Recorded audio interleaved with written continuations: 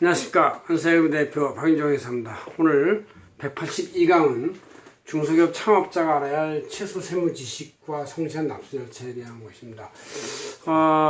대부분 중소 창업자들이 그냥 사업 계획만 갖고 있는데, 그래서 그냥 실시하죠, 무조건. 무대뽀로 질른다 뭐 이렇게 얘기를 하는데, 그래서는 안 되죠.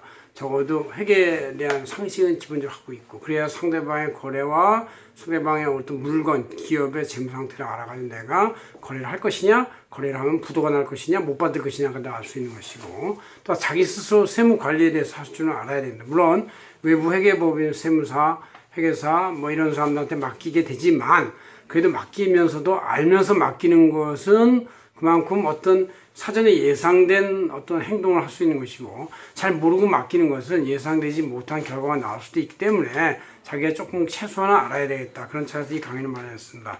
이 강의는 우리 안세 재경전을 2018년 5월 8일자 어린이날에 나와 있는 내용을 한 것입니다. 한번 찰칵 찍으세요. 잘 찍으시고, 다음 강의 183강도 바로 비슷한 개념인데, 사업자, 최종 소비자가 거래할 때 주의해야 할 어떤 주세 혜택을 받기 위한 최소 요건으로서 현금 영수증 가맹점 아니면 신용카드 가맹점이 중요하다, 그런 뜻으로 보는 것입니다. 그래서 이렇게 이번 주하고 이번 강의하고 다음 강의요 아주세경 저널 이번 주 2019년 5월 첫 주 거를 가지고 하겠습니다.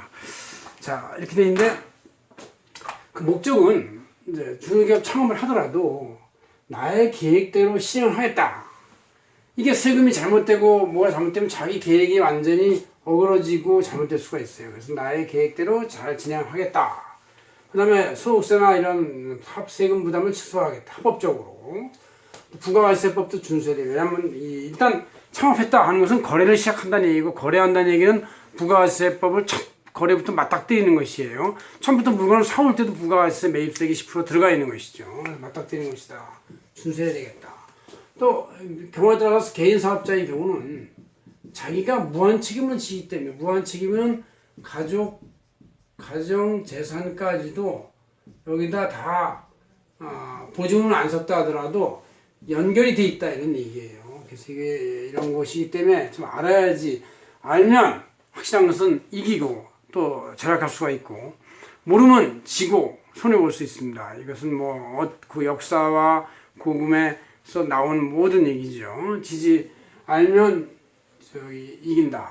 옛날부터도 글, 성경 이런 게 지식자들만 갖고 모르는 자들한테는 읽지도 못하고 모르겠어요. 그래야 맹종을 하니까, 복종을 하니까. 근데 아니까 이제 대등해지니까 그걸 싫어했었어요. 지금은 이제 모든 휴대폰과 모든 OA 기기, 전자기기 이런 것이 거의 모든 전 세계 국민을 평등한 수준으로 만들었어요. 물론 갖고 있는 자본력은 불평등하지만 그래도 알 수 있는 기회는 평등하다는 것, 이것이 그래도 행복의 원천일 수 있습니다. 자, 첫째, 이 세무관리에 대해서 우리가 알아야 할 것은, 첫째, 매일 매출에 대해서 무조건 전자세액량을 주고받기를 해야 되겠다. 이제는 개인 사업자도 전부 다 전자세액량을 주고받도록 의무화 되어 있기 때문에 적법한 거래를 해야 되겠다, 그런 얘기죠. 그래서 투명한 매출과 반영이 되고 원가도 분명해지고 최저격 증빙은 이럴 때 전자세액량수다, 이런 얘기죠. 그러니까 10% 부가세가 붙어 있는 것인데, 이렇게 되면 이제 합법적 거래 상대방의 전자세액량에서 유탈 문제가 없다. 서로 간에 매출 매입이 다 국세청의 빅데이터에 다 쌍방이 들어가서 이렇게 거래가 되니까, 크로스 체크가 되니까 유탈 문제가 없다, 이런 얘기죠. 그 다음 두 번째로, 거래 취지를 규모별로 증빙 요건을 한번 살펴보면, 건당 3만원 이상 일반 거래는 적격 증빙이 무조건 필요해야 돼요. 그래서 세액량서나 계산서, 신용카드 점표, 여기에는 환불카드, 직불카드, 체크카드 같은 게 있고, 현금 영수증이 있고, 이런 것들은 전부 다 적격 증빙이기 때문에 관련 10%의 매입세액은 공제가 된다. 매입세액이 표시가 안 돼 있으면 무조건 110분의 10으로 거래액을 곱해가지고 부가세를 이렇게 억지로 이렇게 계산해서 집어넣으면 매입세 공제를 하면 되는 것이죠. 그 다음 접대비에 대해서는 시주권당 일반 초과에 대해서는 무조건 이와 같은 적격 증빙이 있어야 돼요. 이게 없으면 직부인 되는 것이죠. 부인. 접대비 부인. 그러니까 부인된다는 얘기는 세금을 낸다는 얘기예요. 법인세 29%, 소득세 몇십 %를 낸다는 얘기죠. 그 다음 경조사비에 대해서 많은 사회 관행상 건당 20만원까지는 증빙이 필요 없이 그냥 그 청첩장이나 부고장 같은 게 있으면 된다. 그런 얘기죠. 자, 이런 거래 건에 대해 세 번째로 적격증명이 아예 없다면 일단 매입세 공제가 불능하다. 이 10% 손해를 본다는 얘기죠. 매입세 공제가 안 되니까. 그다음 세법상 비용 인정이 안 되기 때문에 소득세나 법에서 20%를 내야 됩니다. 그래서 이 10% 손해에다가 20%를 더하면 추가 부담 요인은 총 30% 가까이 된다. 이렇게 보시면 되겠습니다. 그래서 적격증명이 있는 것과 없는 것은 30%의 납세 부담을 내가 포기하느냐 이제 획득하냐 이 차이를 이제 알 수가 있는 것이죠. 그다음 이제 네 번째로 그 중소기업 창업자는 사업용 계좌를 꼭 사용해야 되겠다. 물론 복식부기자는 필수 해당 사항이 법인은 무조건 핵사항 사항이고 개인 사업자 매출액이 3억 이상이면 무조건 해당 사항인데 이 사업용 계좌가 없다면 가산세가 부과된다 이런 얘기죠. 그다음에 모든 지출을 할 때는 금융계좌를 통해서 온라인 입금 등을 해야 되겠다.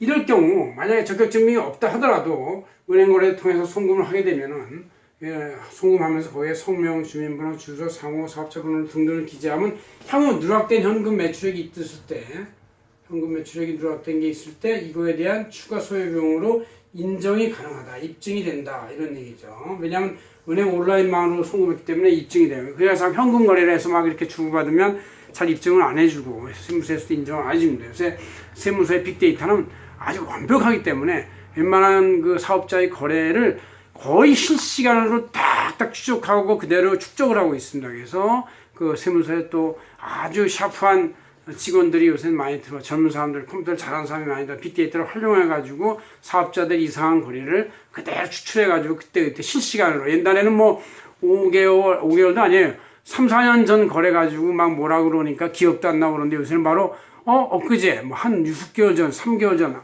한 달 전 이런 거래를 가지고 하니까 이제 자기가 잘못한 건 다 알고 있죠. 그냥 시인해야 됩니다. 거래 상대방이 의심스럽다 이럴 경우도 있죠. 그럴 때는 국세청 홈택스에 들어가서 사업자 등록 상태를 확인하면 이 사람이 활동하는 사업자냐, 휴폐업자냐, 위장사업자냐 이런 걸 알 수가 있는 것이죠.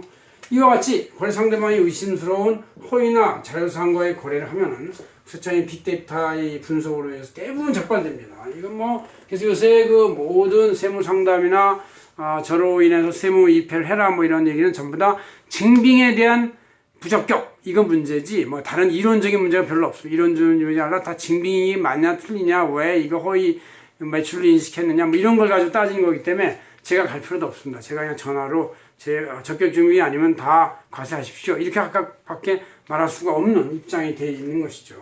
그래서 이런 그 허위 사업자 자료상과 거래하면은 부가세, 법인세, 소득세는 추징이 되고 가산세까지 추가되고 이게 만약에 5년까지 돼버리면 5년 가산세가 55%쯤 됩니다. 이게 그럼 본세 한 40% 있고 가산세 있고 이러면 이게 총 거래액의 100%가 넘는 세금 부과도 될 수 있다. 그래서 배보다 배꼽이 더 큰 세금이 부과되는 곳이 현실이에요. 그래서 요새 물론 이제 빅데이터 가동으로 빨리빨리 그 세무서에서의 추적이 따라오니까 이렇게 뭐 5년간 누적되기는 어렵긴 하지만 그래도 경우에 따라서 5년간 누적되는 경우도 있을 수 있을 때는 그때는 추가 내는 세금이 자신이 거래한 금액의 그 금액의 100% 이상의 그 본세 플러스 가산세가 추징이 된다 이렇게 볼 수 있습니다. 고맙습니다. 한세균 대표 박인정 회계였습니다.